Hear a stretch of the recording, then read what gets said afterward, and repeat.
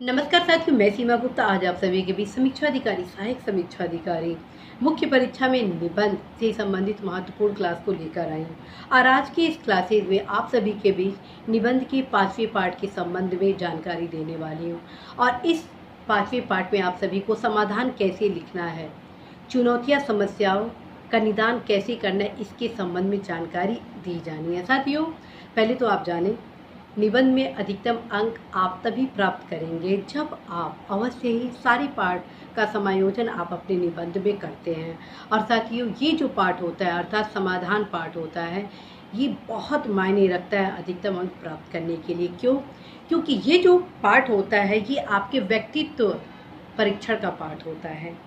और इसी आधार पर कि आपका विचार कैसे है, इन्हीं सारे कारणों से निबंध पूछा भी जाता है। क्यों? क्योंकि जब आप समस्या चुनौतियों का समाधान लिखते हैं तो कहीं ना कहीं आपके जो विचार होते हैं, आपकी जो सोच होती है, वो प्रकट हो ही जाती है कि आपका अप्रोच निगेटिव है या पॉजिटिव। तो साथियों, यदि आपका अप्रोच पॉजिटिव है तो अवश्य ही इस पार्ट में बहुत ही ध्यान देने वाली बात है, क्योंकि इस पार्ट को आपको एक पैराग्राफ में नहीं लिखना है बल्कि 2 पैराग्राफ में लिखना है। यस फ्रेंड्स, मैं हमेशा आप सभी को अवगत कराई हूँ कि जितना आप चुनौतियाँ समस्या गिनाएंगे उसके जस्ट डबल आप समाधान पार्ट को फोकस करेंगे। अर्थात मेरे द्वारा पिछले क्लासेस में आप सभी को बताया गया कि आप 10 से 15 चुनौतियाँ समस्या को इंगित करेंगे, लेकिन इस पार्ट में आप कम से कम 25 से 30 समाधान पॉइंट को लिखना ही लिखना है।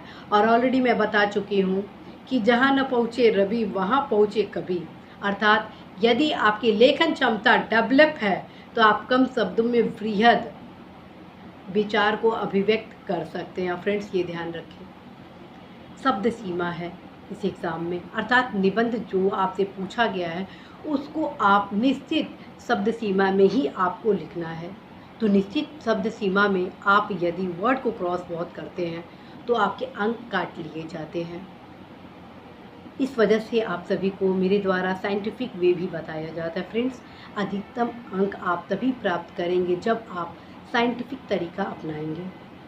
तो कम शब्दों में कैसे आप अधिकतम समाधान पॉइंट को लिखेंगे ये जानते हैं। साथियों, ये ध्यान रखें, पहले ही मेरे द्वारा बताया गया भारत सरकार राज्य सरकार की योजनाएं आप इंगित कर चुके हैं अपने तीसरे पार्ट में, लेकिन इस पार्ट में जो महत्वपूर्ण समाधान पॉइंट है उसको आप कहाँ से सजोएंगे, अध्ययन सामग्री कहाँ से प्राप्त करेंगे, इसके बारे में जानें। आप योजना कुरुक्षेत्र पत्रिका के बारे में ऑलरेडी मेरे द्वारा आप सभी को बताया जा चुका है कि आप संबंधित टॉपिक को योजना पत्रिका से अध्ययन सामग्री का संचयन करेंगे और उसमें ऑलरेडी पर्याप्त समाधान पॉइंट को दिया गया रहता। साथ में कुछ आपके भी अपने विचार होंगे, उसको भी आप अवश्य ही नोट करेंगे।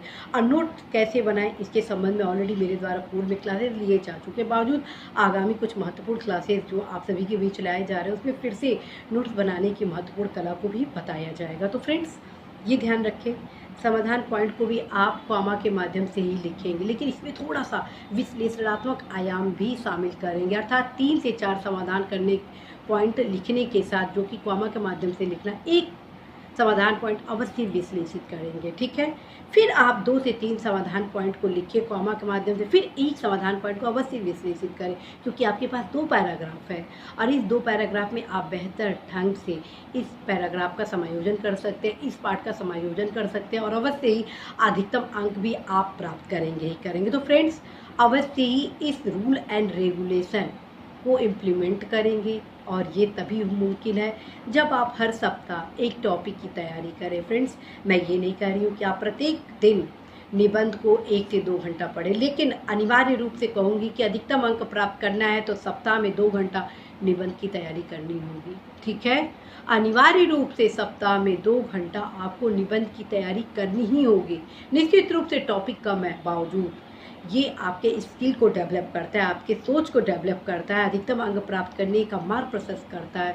तत्क्रम में फ्रेंड्स, आप हर वीकेंड पर अवश्य एक टॉपिक की तैयारी करेंगे ही करेंगे। सबसे पहले आपकी रणनीति होनी चाहिए अध्ययन सामग्री को अपने नोट्स बुक में कंप्लीट करना।